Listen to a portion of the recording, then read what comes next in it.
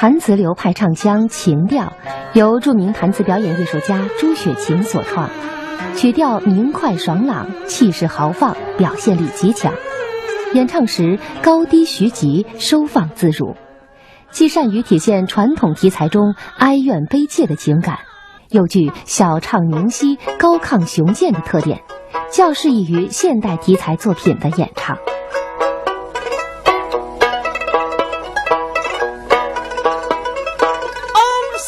红旗，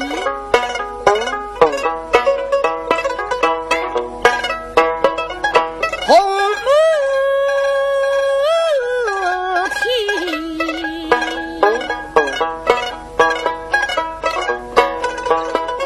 随风飘扬在瓦坡边，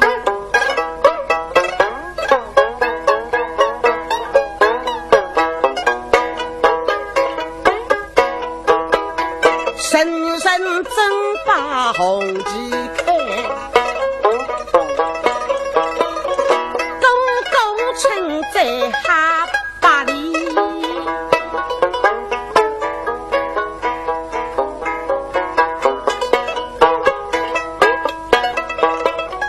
家方上海功劳大，南京路上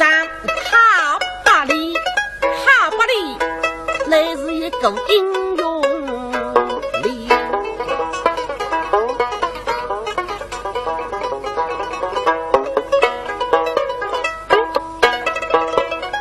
保卫上海责任重，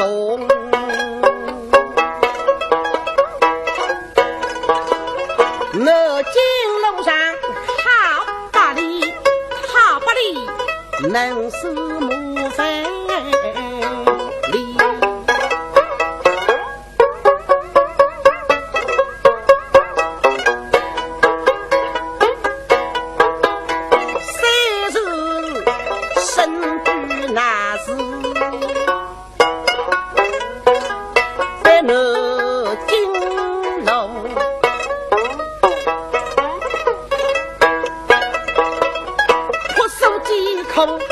娘为哈巴里动人是这颗心意。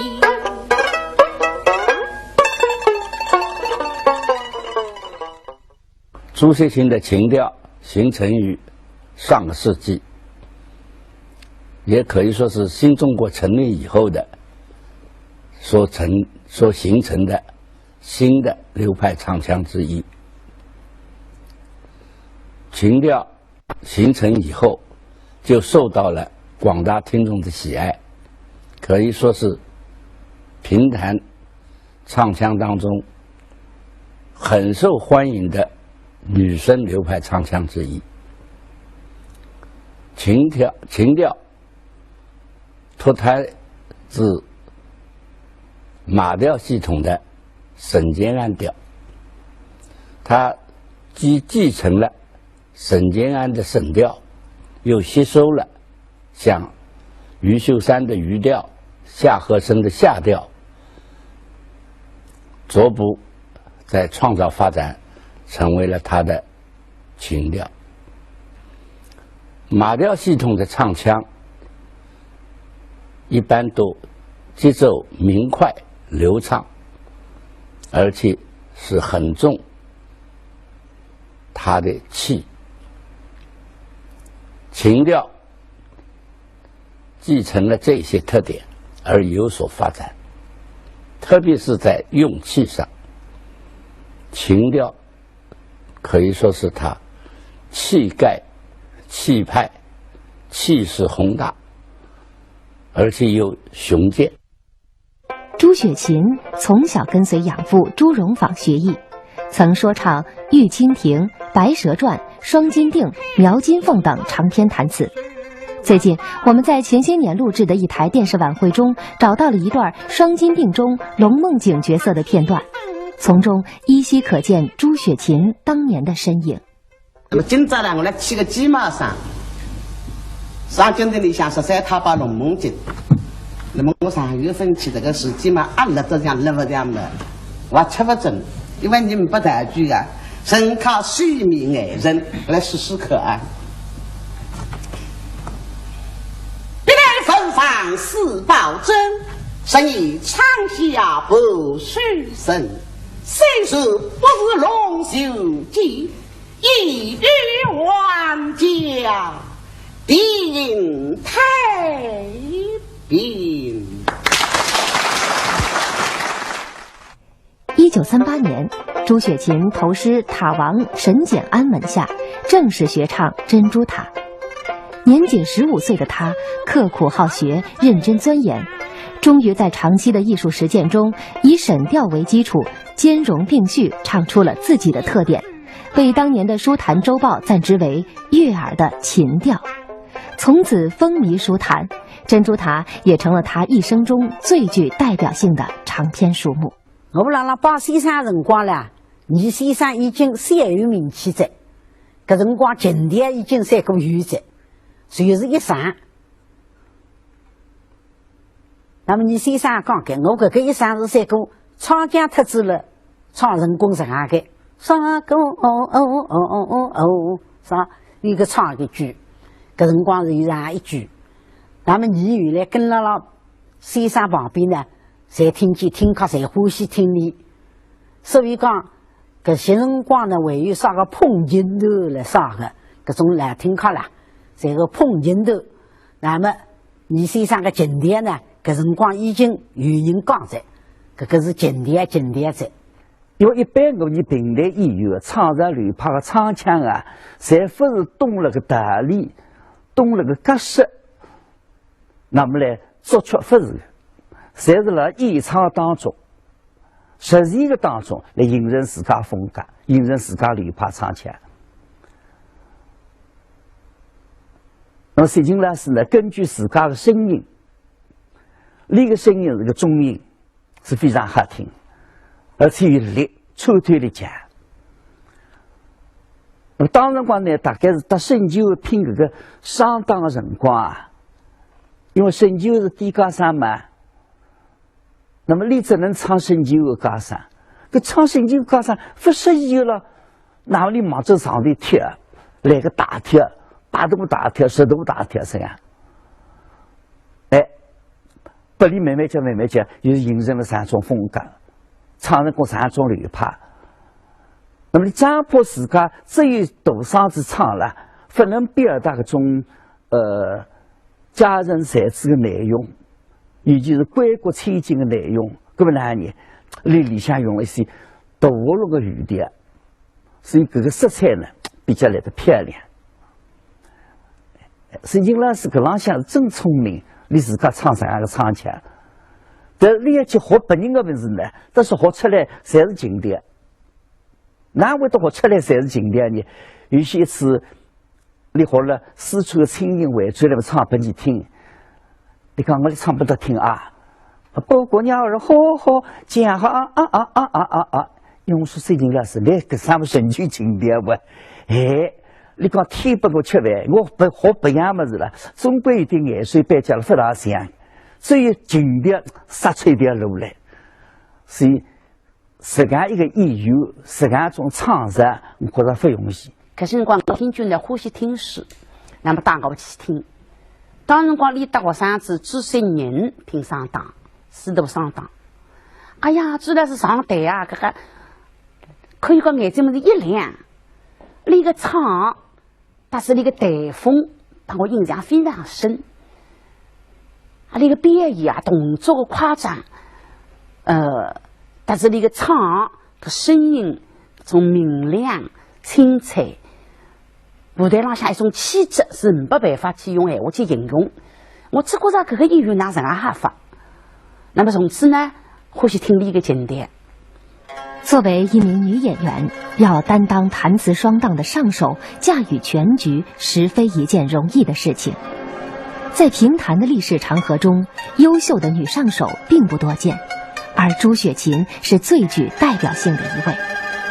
当年20出头的她，已经带着自己的女学生四处奔波于大小码头。在旧社会，游走江湖的纤纤弱女子所忍受的辛酸是可想而知的。你讲起子女艺人了，辣码头浪向做事真正困难，但国民党搿种军官了，种伤兵了，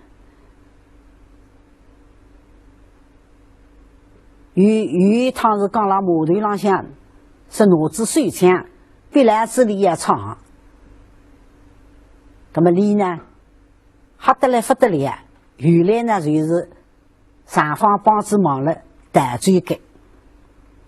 提到琴调，不得不提起一个人，那就是和朱雪琴10多年的搭档郭冰卿。朱郭档的合作使琴调得到了一个很大的飞跃，朱郭档也成为了评弹历史上屈指可数的一流响档。是不但是江方演员是琴调已经发展着了。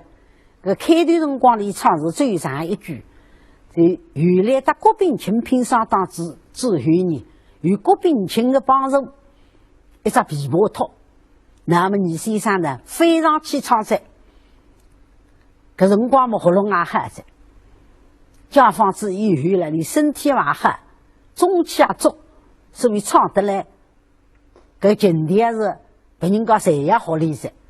那么我们平台家了。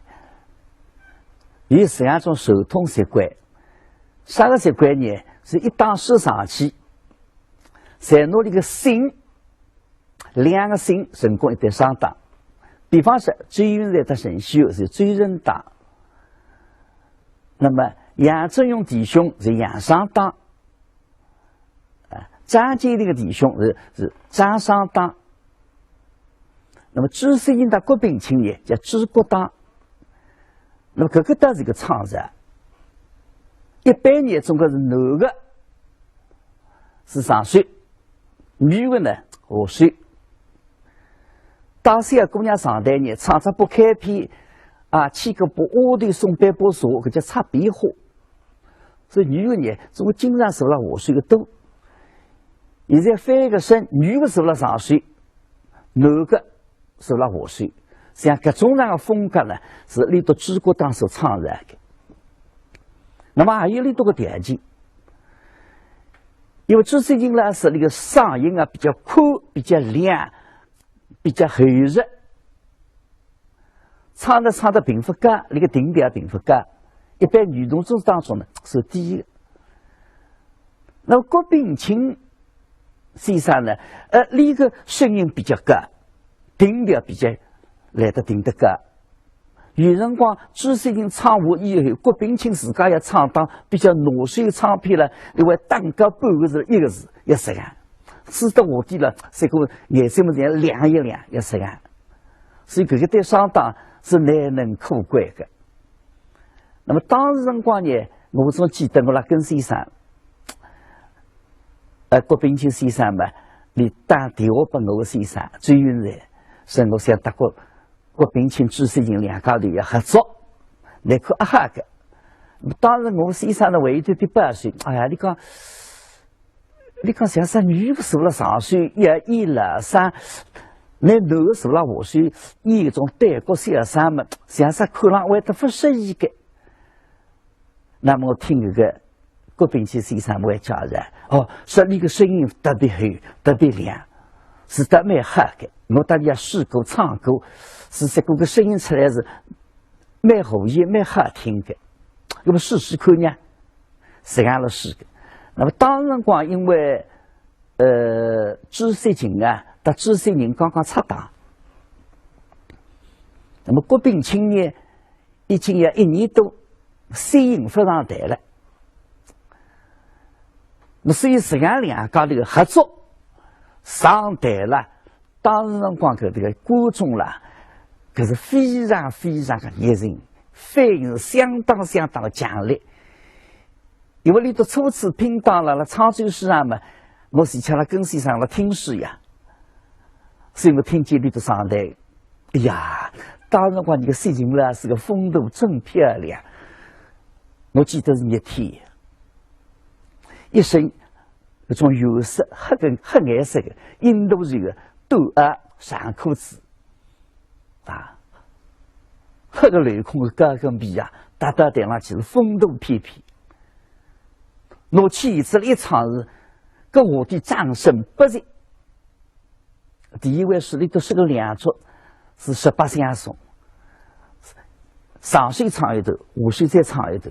上水唱完，下水分开口，那迭代琵琶的辰光，我的哇，已经掌声来了。唱一句一个菜，唱一句一个菜。当时光看朱国党初次拼上党是有实样的风头，所以里头这个两桌还特别好听。到后来呢，形成过里头个风格。其实薛金老师个唱离不开郭炳清先生只琵琶，两家的最离别是朱国党，到现在还是了千机，很多票友还是了合唱。因为郭炳清老师呢，这个琵琶啊，弹得好，衬托得好，使得朱老师一点不吃力，啊，比较自然能够唱，而且你唱得老大呢，你可以跟得来老大。中国娘来适宜，那么我也去听见郭老师，我觉得我郭老师讲你拿琵琶弹得怎么好法呢？你还讲，一讲那么你讲了几个心得给我听。一讲，首先你跟了上水个个人走火而变化，啊，搿是一。第二呢，讲那个新歌们啊，新的腔啦，噔噔噔噔噔噔噔噔，讲你要跟了上水，你个情绪带搿浪，你也就跟上去，啊，你不能够，那么你们的情绪比较悲哀的，那么你们让噔噔噔噔噔噔噔，讲你让它黑化，搿个黑化呢，就会得起种啥个作用呢？就种起种破坏作用。每一个个人，每一个情绪，把你噔噔噔噔一来嘛，全部打脱。别人家不注意上水的唱，而来注意那只琵琶的花歌们，搿种也是不来。历史就上是杨队非要西学，几个歌们西学是便当的，但应用是活的。为啥我搭郭炳清老师两家头能够搿个近代的搿个步骤啊？为啥能够处理得上好？主要是你搭郭炳清老师两家头经常的搭配。哪怕搿些辰光，你到记得个，你刚刚近代开始辰光啊，你一天也跑好多场子，你讲了，一天也跑好多场子，但是你辣场子过程当中，就是坐辣黄包车浪向了，你还是来吐搿个哥们的哈，关个哥们的哈，啊适宜不适宜？当年在珍珠塔四儿中，为了表现暮年的方太夫人，朱国党突破了传统唱腔，将陈调融入了秦调之中，唱出了陈调新的韵味。那你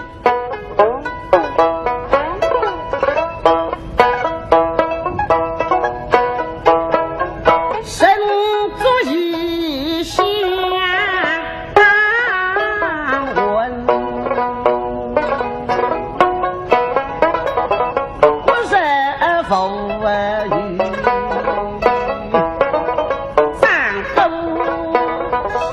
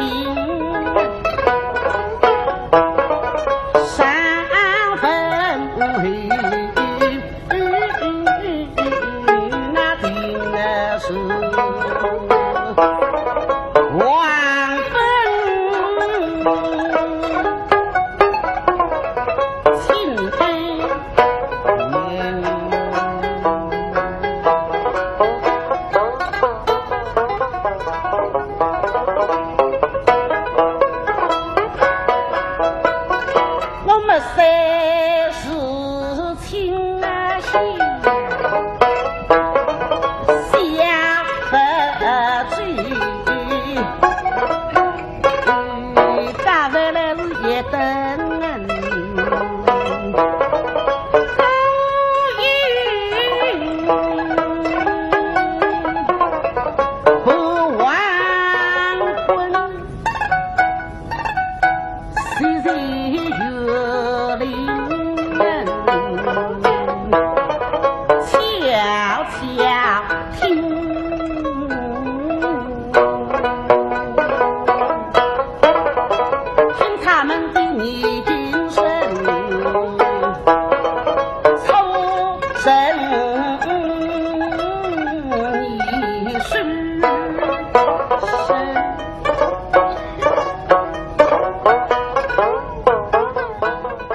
包括方太太四字，那个唱腔那个情调里向，那个唱法，那个研究了那个腔本来是做的跳压哒哒哒哒，跳压的比较多，但是那个里向跳压当中你可以做的慢一点啊，而且呢可以弄这个个人情绪趴进去呢，使得别人家一听，哎，是个方太太那四女子，而且我听你这个唱呢，我就感觉到有上是我的，可现在不能大进去啊，哎呀，还有一种个人啊，一种悲哀的个人，我的老人带起来。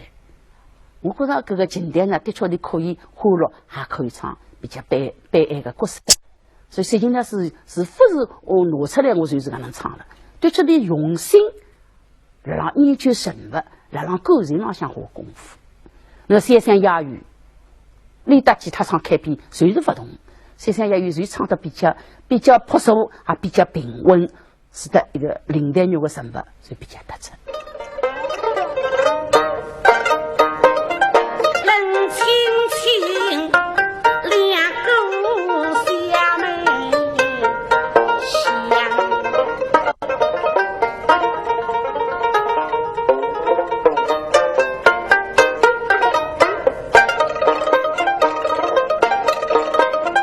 这吉他不相像。不漏水不，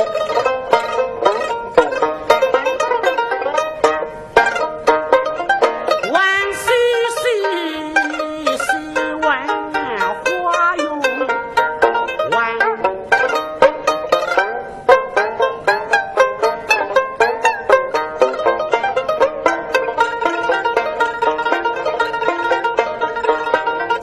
一松松松一水体味，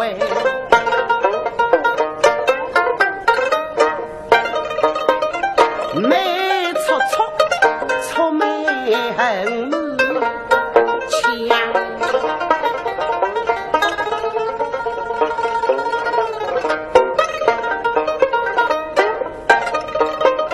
心恰恰。心手相思他，我秘密我看想要上。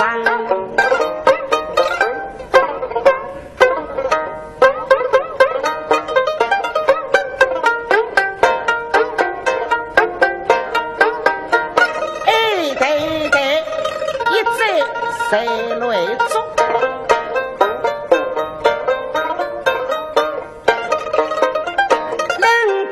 并不被禁用看，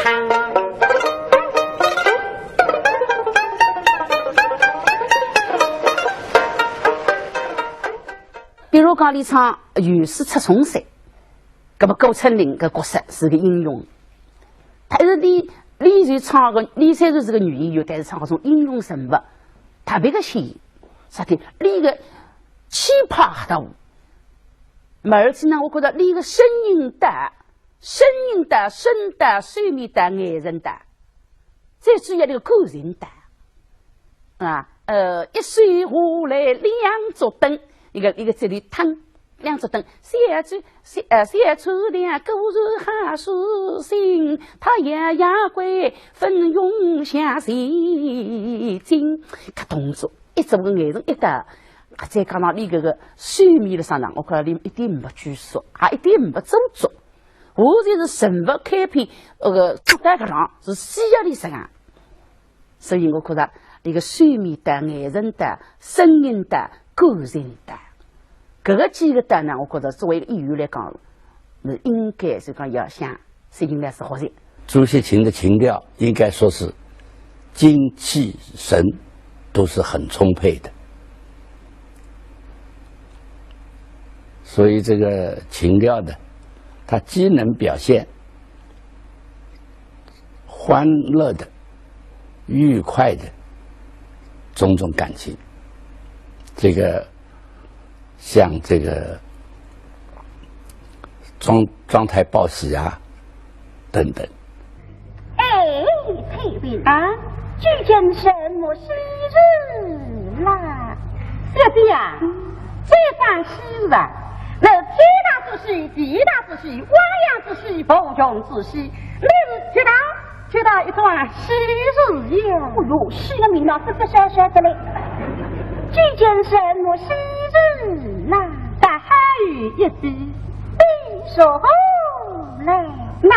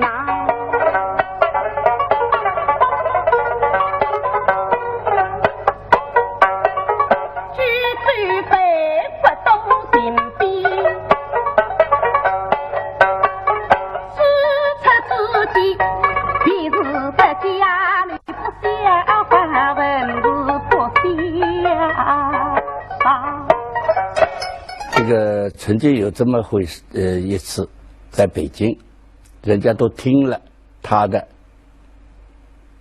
这个比较欢快的一些曲调，啊，就像刚才讲的装台报喜啊等等。就有些人以为情调只能演唱喜的感情，只能演唱欢快的感情。可是后来他就唱了方兴见娘当中的方兴的老太太方太太，又演了梁祝里面的楼台会，就人家我就碰到有几个北方曲艺界的一些人都讲，这个情调的表现的真是既能表现欢快的，我们以为他只能表现欢快的，实际上他还是能够也能表现悲哀的。而且他所表现的悲哀过去在演《梁祝》的时候，演《琵琶记》的时候，就像刚才举的像楼台会，还有英台哭灵，这个可以说唱到后来能使得全场的听众流眼泪，这感染力特强。儿郎是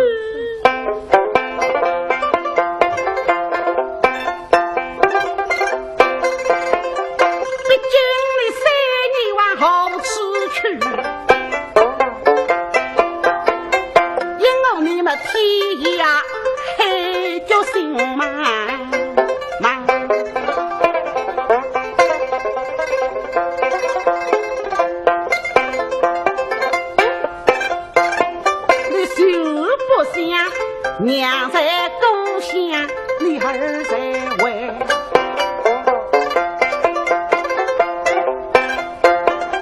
我怕比那风中之竹插上的山，山风开水呀咋会？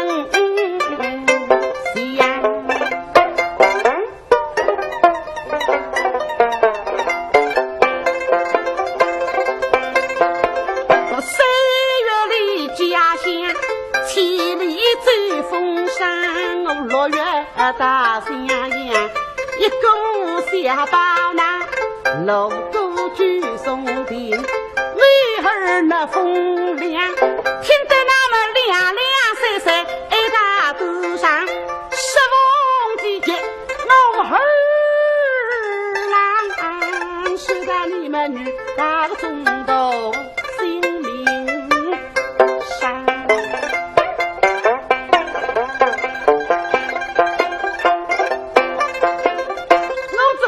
母子精神总来在变，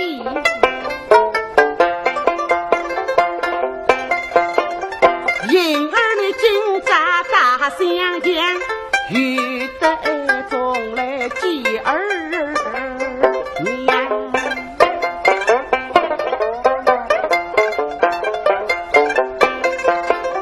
他说你们这个一年一瓶不在。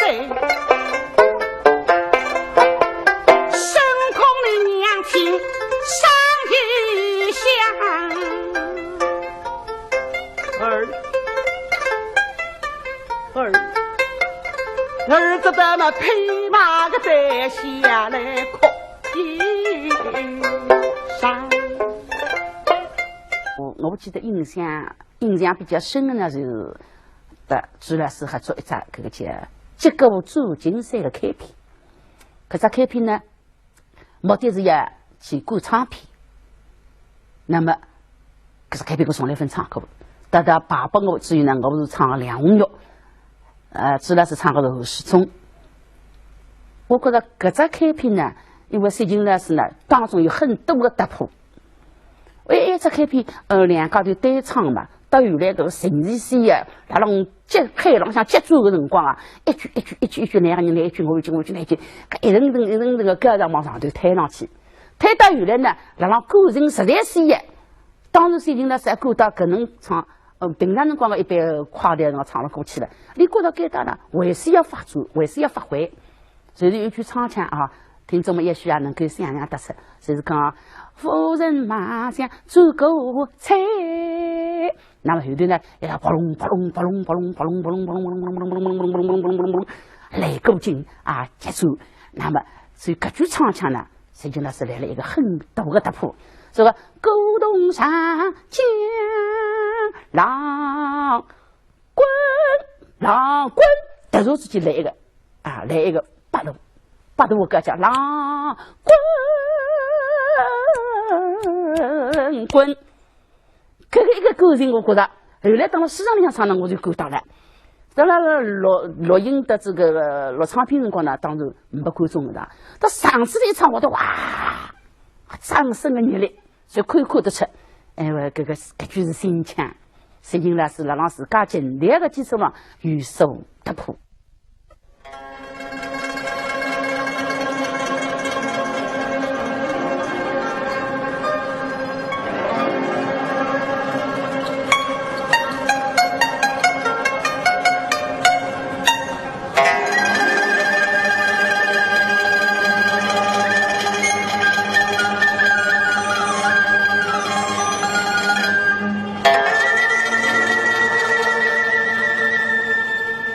说到朱雪琴的为人，在评弹界有口皆碑。她为人热情、爽直，乐于助人，对待艺术执着追求。这些性格特征充分体现了她为人为师的高尚品格。朱雪琴为人很热情啊，这个对待人接物啊，很慷慨，很热情。这个胸怀应该讲是比较开阔的，所以这些为人的特点，实际上也体现在他所创造的流派唱腔当中。石金老师也当我一个头工作，你这个人啊，是急人所急，没肯帮助别人家，我就上一个实际的体会。有一年，我到上门来两家里订个合同是到常熟，有一个农村地方叫支塘驿出，十三队的上门来有毛病不能去了。那么搿边市场里向不肯放，我弄得蛮尴尬，时吃了谈论的辰光嘛，石金老师进来了，啥个事体讲？那我讲石家庄事体呀，那么是我龙江在，我是当初是搭的10句闲话，跟我说。石金老师，要么我搭来去，我总来下水，我搭里讲句闲话呀。里头是你会得答应没好啊？我搭来去呀。所以我搭里拼过上一次上当，还算是文化大革命以后呀，你唯一唱上片有上一次。我搭里一搭知道演出，搿些辰光的年纪已经不轻了，也50、60岁了。每年在这里拜师，你要读唱片，上有不说了嘛？文化大革命当中嘛，非要说李昂发上台嘛，李南上台。所以这个事业要每一天拜，第二天再说。那么观众方面的这个反应呢，很强烈，因为朱世金嘛，上有不得上熟，啊，上有不得那种小地方了。所以朱世金个靶子踢出去以后呢，顺而之余，个时代背的是只扶梯，扶梯浪向你都还买票子。我搿种听课就热情了，不爱个，不看见面孔你照样听个，听书只要听呀，谁有事辣扶梯浪听。其实我那个工作呢是蛮艰苦，每样在这里爬，要爬得成为。这点啊点播钟，2点到2点到满3点钟。那么你身体是顶黑，所以我心里蛮感动。实际上是坚持12天，到最后啊，你跟我讲，哎呀，你讲开生，我这个是不是个呀？我说日精花有的是比较多，后头的是比较少。哎呀，我讲姑娘这点不讲呢，这点讲嘛，非要见姑娘开始的嘛，所以日精花有还是嘛。那么你讲我丈夫呢不如呀？你提出来见姑娘，从见姑娘开始，所以到现在了，我想到这个事体啊，心里面难过。这样一位老演员，这样一位名演员，应该没架子。而且当你解决困难呢，还是以你方便为主，谁有困难留给自家。所以这个桩事体呢，我印象蛮深。所以你师生呢像姐妹一样的，那么你身上呢还无伴侣，总归当你讲，尤其当我讲，虽然你们做上水的牌子，你们非要我是或者样的，或者样的嘛，只有这样的，你可以自家根据自家的条件去发展。那么我呢，因为上子条件关系，要和你身上的反感唱人，我也唱不上去。那么我呢是辣声优声的基础上向，根据我自家声音唱。那么身上已经鼓励我，你蛮黑，实看唱来得黑，哎，你但是唱起来淋雨杂工的，已经鼓励我的。文革之后，朱雪琴患上了癌症，但坚强的她仍然没有放弃自己的舞台和艺术。3次大手术使她的体力精力大不如前，但为了心爱的评弹艺术，为了热爱她的观众，她一次又一次地克服病痛，登上舞台，为观众展现她那迷人的艺术魅力。身上对你呢，的确是真心实留下。你嗓子毛病，你也不鼓励，我去你总归叫我唱，而且还当我弹琵琶伴奏。所以呢，身上逝世之以后，你也已经怀念你，已经想着你，对你的接待，而且对你呢还无伴侣的，而且实心是都不让个讲的，所以你已经要讲起身上，心里也蛮难过。记得这些辰光已经到身上94年过世吧，是94年的春天。因为我刚刚前头讲到，尽力了，顶好能够用上手角度，就是用3音来唱，下头琵琶来拖一拖。那么我要想和先生的儿子一起呢，我晓得先生身体不好，但是先生的性格是非常开朗的。你即使自家有病痛有痛苦了啥，从来不表露了啦，别人面前，哪怕我啥子，你还不会表露出来。总归的嘻嘻哈哈，开朗、乐观、坚强。那么这一次我想起和儿子，我是不好意思开口了。但是呢，我看见边浪向摆好一只3音了，我还蛮聪明，想能够几个只3音谈嘛，想偶是先生也能够指点我。但先生呢非常受家人意，你还晓得我意思，还晓得我呢不好意思开口，所以主动呢拿个只3音拿子过去，你就讲我哪样子谈。我记得嘞，8七年的辰光，我到中学生还相应书有演出上片马丽君。自然是奇迹必达，美味必停。听之之后呢，你总会到后台来，和你一道商谈研究，来帮助我提纲。但我弟子发现有一个意见，比如说，在那演马丽君的辰光，你有一头是女扮男装，那么就是讲既要有刚的一面，还要有柔的一面，哪可以掌握分寸，恰当好处。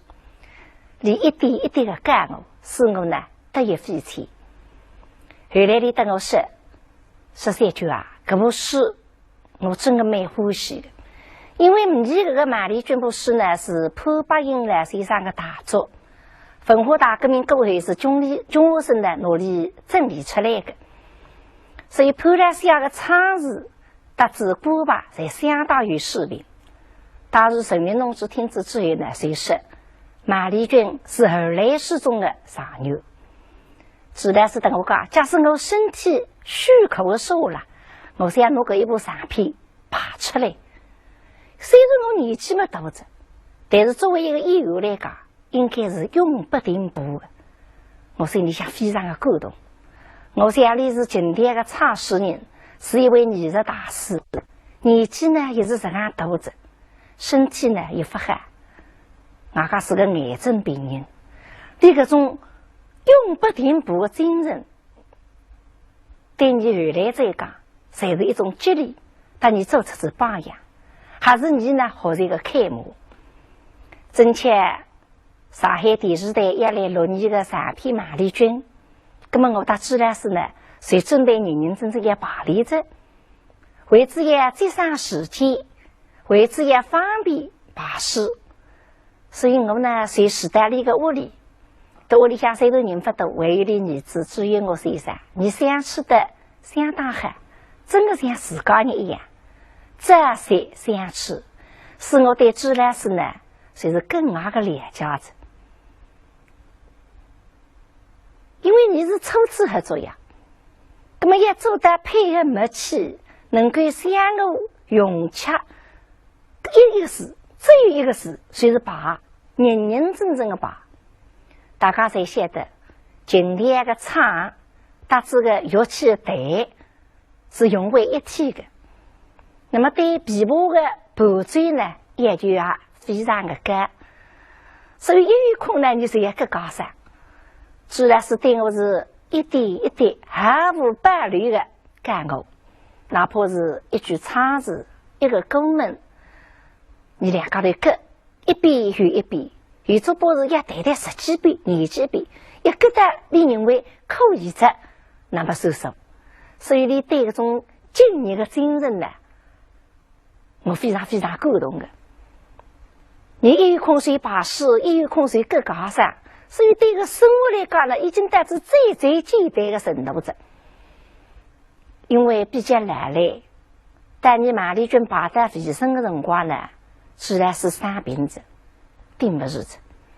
医生检查下来说你水性里向呢生7只钉，哎呦，我就是觉得来哪办法呢？自然是非常高度，你等我说3句，你放心。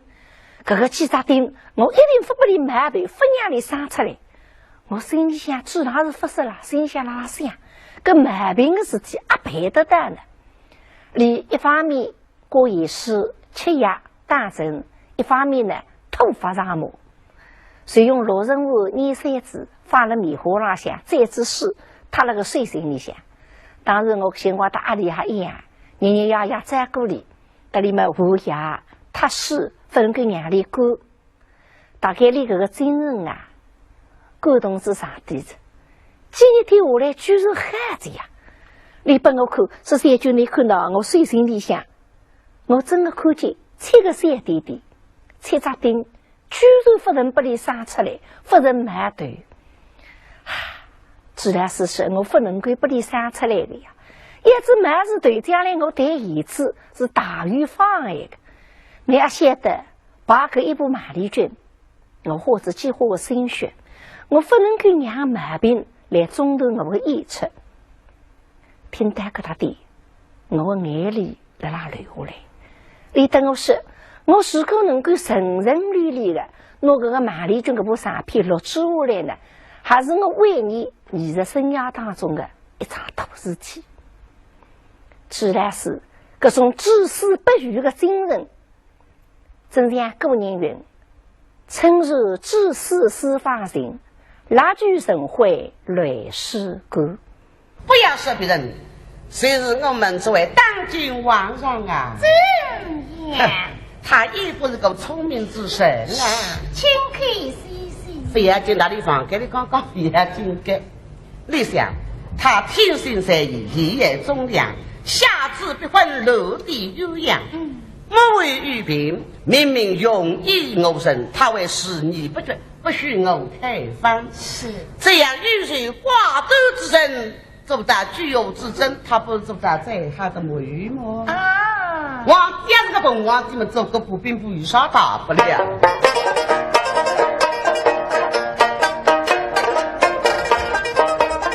我越走不都为此。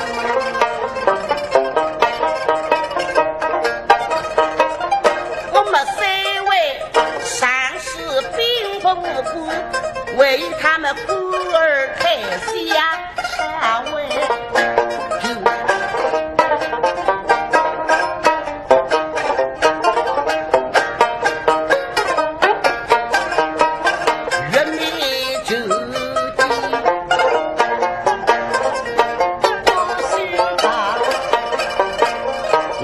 过目的为了啥？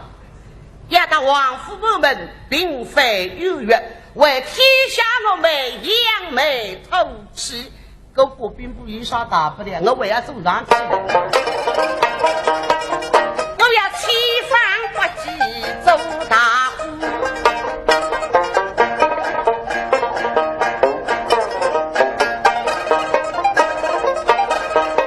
我不信用，还是所有。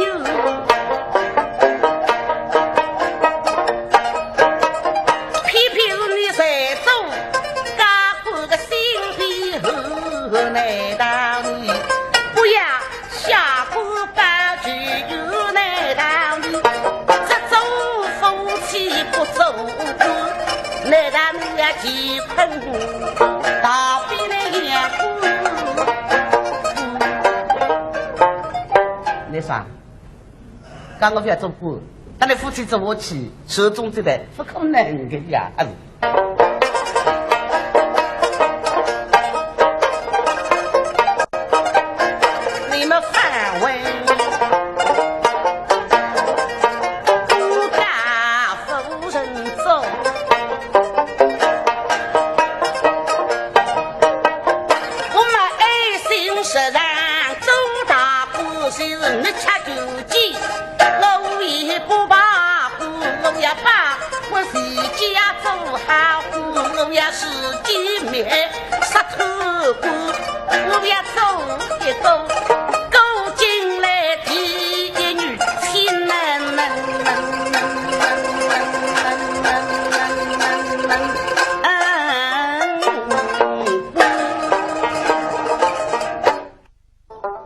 现在，虽然我们只能从那一段段录音、录像中回忆朱雪琴当年的风采，但她所留给我们的艺术形象是永不磨灭的。